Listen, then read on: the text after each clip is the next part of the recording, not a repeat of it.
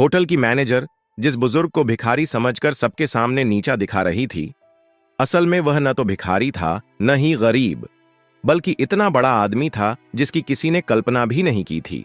और जब उसकी सच्चाई सामने आई तो ऐसा हुआ कि पूरे होटल के होश उड़ गए। सुबह के ठीक 11 बजे शहर के सबसे बड़े होटल 5 सितारा में एक बुजुर्ग साधारण कपड़े पहने हुए होटल की ओर बढ़ रहे थे। नाम था गंगा प्रसाद। उनके हाथ में एक पुराना सा झोला था, लेकिन जैसे ही वो होटल के गेट पर पहुंचे, गार्ड के माथे पर तुरंत शिकन आ गई।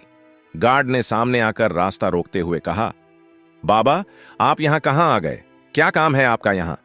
गंगा प्रसाद ने हल्की मुस्कान के साथ कहा, बेटा, मेरी यहां बुकिंग है, बस उसी के बारे में पूछना था। गार्ड ने हंसते हुए अपनी साथी से कहा, अरे देखो तो, बाबा कह रहे हैं इनकी यहां बुकिंग है। गार्ड ने फिर गंगा प्रसाद से कहा, बाबा देखो, आपसे जरूर कोई गलती हुई है। शायद आपको किसी ने गलत पता दे दिया है, क्योंकि यह होटल बहुत ही लग्जरी है। बड़े बड़े बाबू लोग आते हैं यहां, कोई आम आदमी इसको अफोर्ड नहीं कर सकता। इतने में होटल की रिसेप्शनिस्ट राधा कपूर ने यह बातचीत सुन ली। उसने अपनी नजरें गंगा प्रसाद पर डालीं, सिर से पांव तक उन्हें देखा और होठों पर हल्की मुस्कान तैर गई। वह मुस्कान स्वागत की नहीं, बल्कि ताने और उपेक्षा की थी। राधा ने कहा, बाबा, मुझे नहीं लगता कि आपकी कोई बुकिंग इस होटल में होगी। यह होटल बहुत महंगा है, शायद आप गलत जगह आ गए हैं। गंगा प्रसाद ने उसी सहजता से जवाब दिया, बेटी, एक बार चेक तो कर लो, शायद मेरी बुकिंग यहीं हो। राधा ने लापरवाही से कंधे उचकाए और कहा, ठीक है बाबा, इसमें समय लगेगा, आप वेटिंग एरिया में जाकर बैठ जाइए। गंगा प्रसाद ने सिर हिलाया और धीरे धीरे वेटिंग एरिया की ओर बढ़े। लॉबी में मौजूद कई गेस्ट उन्हें अजीब नजरों से घूर रहे थे। किसी ने धीरे से कहा, लगता है मुफ्त का खाने आया है। कोई और बोला, इसकी तो औकात भी नहीं है कि यहां का एक गिलास पानी भी खरीद सके। गंगा प्रसाद ने यह सब सुना, लेकिन वे चुप रहे। वह कोने में रखी एक कुर्सी पर बैठ गए, झोला जमीन पर रखा और दोनों हाथ छड़ी पर टिकाकर खामोश बैठे रहे। लॉबी का माहौल अजीब हो चुका था। लोग चाय और कॉफी की चुस्कियां लेते हुए उन्हीं की तरफ इशारा करके बातें बना रहे थे। किसी छोटे बच्चे ने अपनी मां से मासूमियत से पूछा, मम्मी, ये बाबा यहां क्यों बैठे हैं? ये तो होटल वाले जैसे नहीं दिखते। मां बच्चे से बोली, बेटा, सब किस्मत की मार है। जब किस्मत साथ न दे तो हर किसी की सुननी पड़ती है। इसी बीच राधा फिर से वहां से गुजरी। उसने अपने साथी स्टाफ से कहा, पता नहीं मैनेजर साहब क्या कहेंगे। ऐसे लोगों को यहां बैठाना भी रिस्क है। होटल की इमेज खराब हो रही है। साथी ने हंसते हुए कहा, कोई बात नहीं, कुछ देर बाद ये खुद ही उठकर चला जाएगा। गंगा प्रसाद ये सब सुन रहे थे, पर वो एक शब्द न कह सके। वह सिर्फ इंतजार कर रहे थे कि कोई उनकी बात सुने। 1 घंटे तक वह यूं ही बैठे रहे, कभी घड़ी देखते, कभी रिसेप्शन की तरफ नजर डालते। उन्हें उम्मीद थी कि कोई आएगा और कहेगा, हां बाबा, आपकी बुकिंग है। लेकिन ऐसा नहीं हुआ। गंगा प्रसाद ने धीरे से कुर्सी का सहारा लिया और खड़े हो गए। उन्होंने रिसेप्शन की तरफ देखा और कहा, बेटी, अगर तुम व्यस्त हो तो अपने मैनेजर को बुला दो, मुझे उनसे भी कुछ जरूरी बात करनी है। राधा ने मन ही मन सोचा, अब इसे मैनेजर से भी मिलना है। फिर अनमने ढंग से फोन उठाया और होटल मैनेजर विक्रम खन्ना को कॉल लगाया। उसने कहा, सर, एक बुजुर्ग आपसे मिलना चाहते हैं। विक्रम ने दूर से गंगा प्रसाद को देखा और फोन पर हंसते हुए कहा, क्या ये हमारे गेस्ट हैं या बस ऐसे ही चले आए हैं? मेरे पास अभी टाइम नहीं है, इन्हें बैठने दो, थोड़ी देर में खुद चले जाएंगे। राधा ने वही आदेश दोहराया और गंगा प्रसाद को और थोड़ी देर बैठने का आदेश दिया। गंगा प्रसाद ने गहरी सांस ली और फिर से उसी कोने की कुर्सी पर बैठ गए। सारी नजरों का बोझ उनके कंधों पर था, लेकिन उनकी आंखों में अब भी वही सब्र था, मानो कह रहे हों, सच को छिपाया जा सकता है पर रोका नहीं जा सकता। लॉबी में गंगा प्रसाद अब भी बैठे थे। समय धीरे धीरे बीत रहा था, लेकिन उनके लिए हर मिनट किसी पहाड़ की तरह भारी हो रहा था। इसी बीच रिसेप्शनिस्ट राधा कपूर दोबारा उनके पास आई। उसने रूखी आवाज में कहा, बाबा, आपको थोड़ा और इंतजार करना पड़ेगा, मैनेजर साहब अभी भी बिजी हैं। गंगा प्रसाद ने मुस्कुराकर सिर हिलाया और बोले, ठीक है बेटी, मैं इंतजार कर लूंगा। उसी समय होटल का मैनेजर विक्रम खन्ना अपने केबिन में बैठा हुआ किसी विदेशी क्लाइंट से फोन पर बातें कर रहा था। उसके चेहरे पर घमंड साफ झलक रहा था। फोन रखते ही रिसेप्शन से राधा का दोबारा कॉल आया। राधा ने कहा, सर, वो बुजुर्ग अब भी लॉबी में बैठे हैं, आप एक बार उनसे मिल लीजिए। विक्रम ने हंसते हुए कहा, बैठा रहने दो, थोड़ी देर में थक जाएगा और खुद चला जाएगा। मेरे पास ऐसे फालतू लोगों के लिए वक्त नहीं है। तभी वहां एक छोटा कर्मचारी आया। नाम था अर्जुन शर्मा। वह होटल का बेल बॉय था। उसने गंगा प्रसाद को देखा।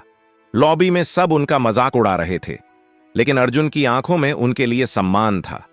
वह धीरे से पास आकर बोला, बाबा, आप कब से बैठे हैं? क्या किसी ने आपकी मदद नहीं की? गंगा प्रसाद ने मुस्कुराकर उसकी ओर देखा और कहा, बेटा, मैं मैनेजर से मिलना चाहता हूं, पर लगता है वो व्यस्त हैं। अर्जुन का चेहरा कस गया। वह बोला, बाबा, आप चिंता मत करो, मैं अभी उनसे बात करता हूं। गंगा प्रसाद ने सिर हिलाया। तुम्हारा बहुत धन्यवाद, भगवान तुम्हें सुखी रखे। अर्जुन तेज कदमों से मैनेजर के केबिन की ओर गया। दरवाजे पर पहुंचते ही उसने नॉक किया और अंदर चला गया। विक्रम खन्ना ने इशारे से पूछा, क्या बात है? अर्जुन ने आदर से कहा, सर, लॉबी में एक बुजुर्ग बैठे हैं, वो आपसे मिलना चाहते हैं। विक्रम ने भौहें चढ़ाईं और ठंडी आवाज में बोला, अर्जुन, तुम्हें कितनी बार कहा है कि फालतू लोगों से दूर रहो। वो कोई गेस्ट नहीं है, शायद भूला भटका कोई आया है। अर्जुन ने धीरे से कहा, लेकिन सर, उन्होंने कहा है कि उन्हें आपसे जरूरी बात करनी है। विक्रम हंस पड़ा, अरे, जरूरी बात? तुम्हें अंदाजा भी है यहां कितने करोड़ का कारोबार होता है, और तुम मुझे ऐसे बाबा से मिलवाना चाहते हो? अर्जुन चुप रहा, लेकिन अंदर से दुखी था। उसने सोचा, इंसान को उसकी शक्ल देखकर कैसे ठुकराया जा सकता है? क्या बड़े पद पर बैठने से किसी को इंसानियत भूल जानी चाहिए? विक्रम ने सख्त आवाज में कहा, अर्जुन, तुम अपना काम करो, यह मामला तुम्हारे बस का नहीं है। अर्जुन ने सिर झुकाया और बाहर चला आया। लॉबी में लौटते ही उसने गंगा प्रसाद की ओर देखा। उनकी आंखों में धैर्य अब भी था। अर्जुन उनके पास बैठ गया और बोला, बाबा, मैंने कोशिश की, लेकिन मैनेजर साहब अभी नहीं मिलना चाहते। गंगा प्रसाद ने मुस्कुराकर उसके कंधे पर हाथ रखा और बोले, कोई बात नहीं बेटा, तुमने कोशिश की, यही मेरे लिए काफी है। अर्जुन की आंखें भर आईं। उसे महसूस हुआ कि यह बुजुर्ग कोई आम इंसान नहीं है। उनकी सादगी में एक अजीब सी ताकत छिपी थी। लॉबी का माहौल अब और भी भारी हो चुका था।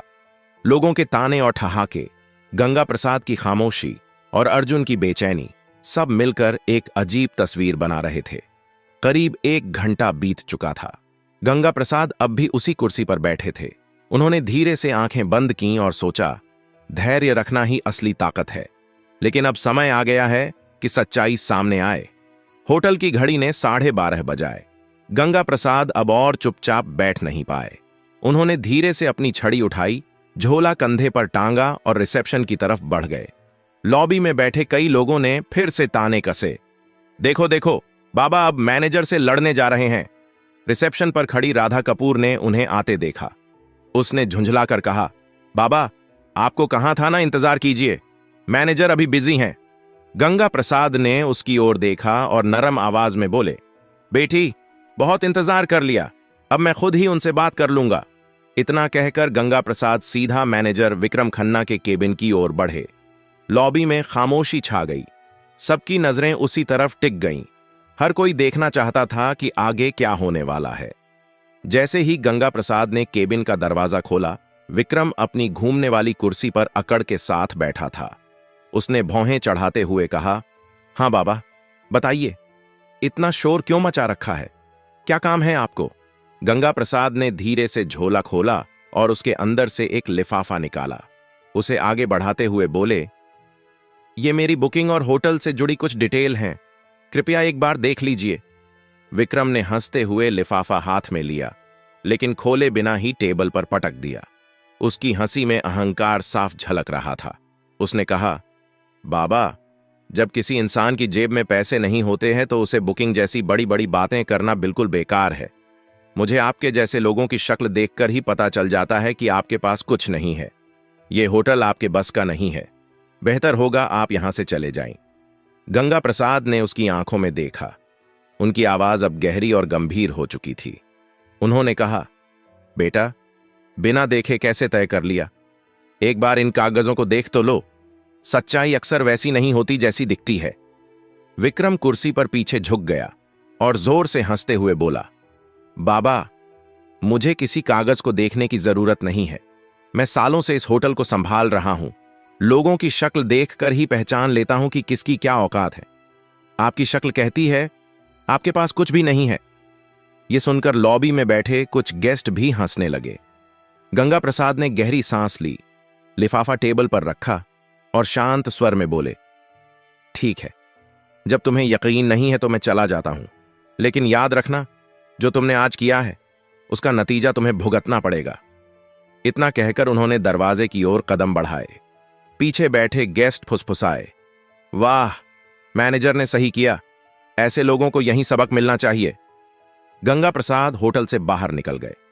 उनकी धीमी चाल और झुकी हुई कमर ने पूरे स्टाफ के बीच एक अजीब सा सन्नाटा छोड़ दिया।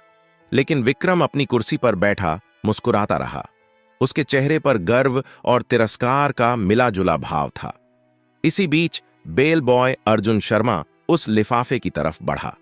उसने धीरे से उसे उठाया और चुपचाप अपने सर्वर कंप्यूटर की ओर चला गया। कंप्यूटर स्क्रीन पर उसने लॉग इन किया और फाइलें खोलना शुरू किया। लिफाफे में लिखी डिटेल्स के आधार पर उसने होटल का पुराना रिकॉर्ड खंगाला। कुछ ही देर में उसकी आंखें चौड़ी हो गईं।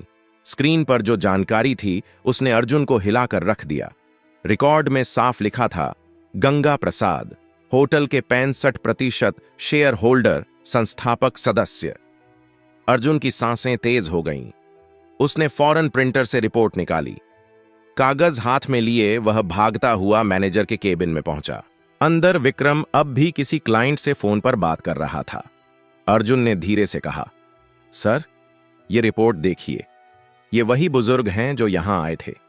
ये हमारे होटल के असली मालिक हैं। विक्रम ने फोन रखते हुए अर्जुन की तरफ देखा और भौहें चढ़ा लीं। अर्जुन, तुम्हें कितनी बार कहा है, मुझे ऐसे लोगों की रिपोर्ट्स में दिलचस्पी नहीं है। ये सब फालतू बातें हैं। अर्जुन ने फिर कोशिश की, लेकिन सर, ये रिपोर्ट साफ बताती है कि गंगा प्रसाद हमारे होटल के मालिक हैं। अगर हमसे कोई गलती हो गई है तो। विक्रम ने बीच में ही बात काट दी। उसने रिपोर्ट को अपनी तरफ सरका कर देखा, फिर बिना पढ़े ही उसे वापस अर्जुन की ओर धकेल दिया। उसकी आवाज में अहंकार पहले से और ज्यादा था। उसने कहा, मुझे ये सब बकवास नहीं चाहिए। तुम्हें मैंने कहा है ना, अपना काम करो। ये होटल मेरी मैनेजमेंट स्किल से चलता है, किसी पुराने बाबा की दान दक्षिणा से नहीं। अर्जुन हैरान रह गया। उसके चेहरे पर गहरी बेचैनी थी। वह रिपोर्ट हाथ में लेकर वापस निकल गया। लॉबी में आते ही उसने गंगा प्रसाद को याद किया। उनकी आंखों की गहराई, उनका धैर्य। उसे लगा, यह मामला अब सिर्फ होटल तक सीमित नहीं है, यह इंसानियत की परीक्षा है। धीरे धीरे शाम होने लगी। गेस्ट अपने अपने कमरों में चले गए। स्टाफ अपने काम में लग गया। लेकिन अर्जुन के दिल में हलचल बढ़ती गई। उसे यकीन था, कल का दिन इस होटल की तस्वीर बदल देगा।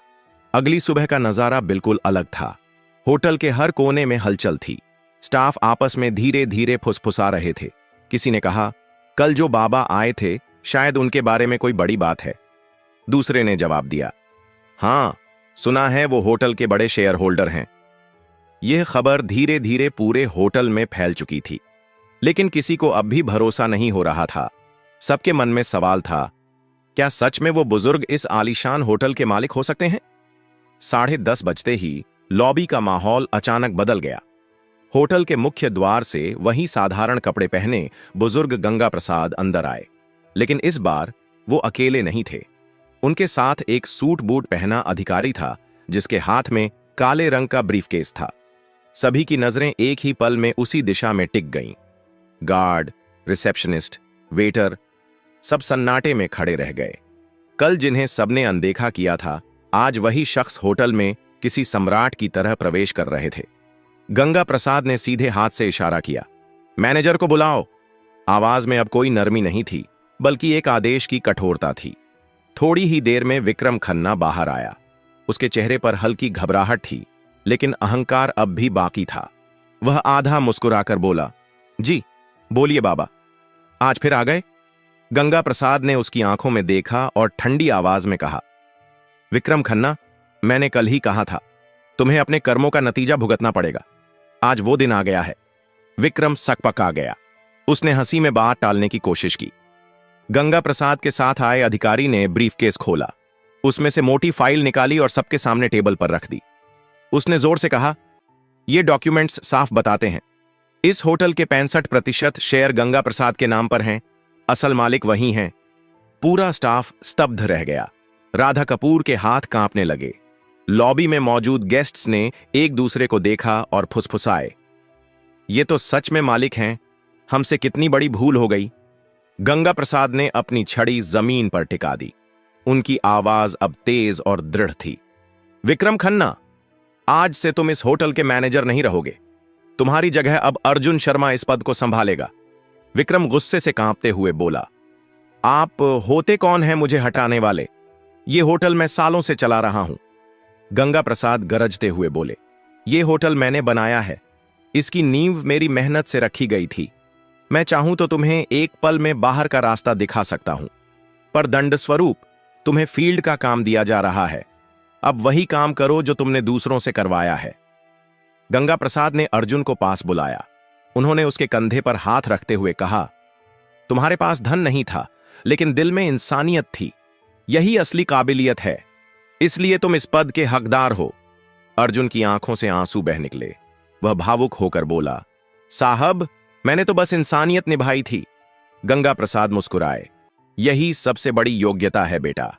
फिर उन्होंने रिसेप्शनिस्ट राधा कपूर की ओर देखा।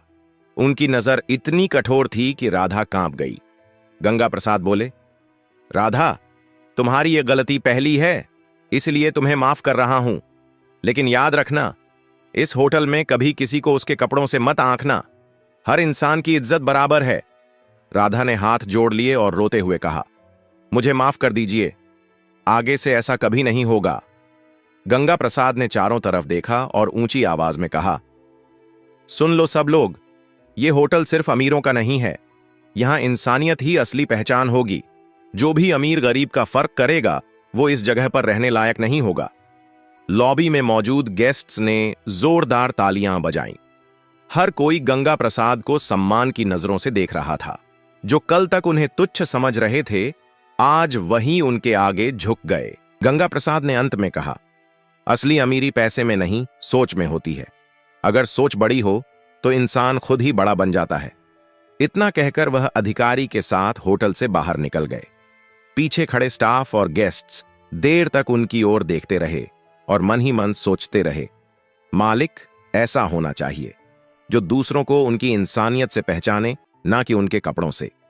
उस दिन के बाद होटल का माहौल पूरी तरह बदल गया। स्टाफ अब हर गेस्ट के साथ सम्मान से पेश आता। लोग कहते, गंगा प्रसाद ने सिर्फ होटल नहीं बनाया, बल्कि इंसानियत की नींव भी रखी है।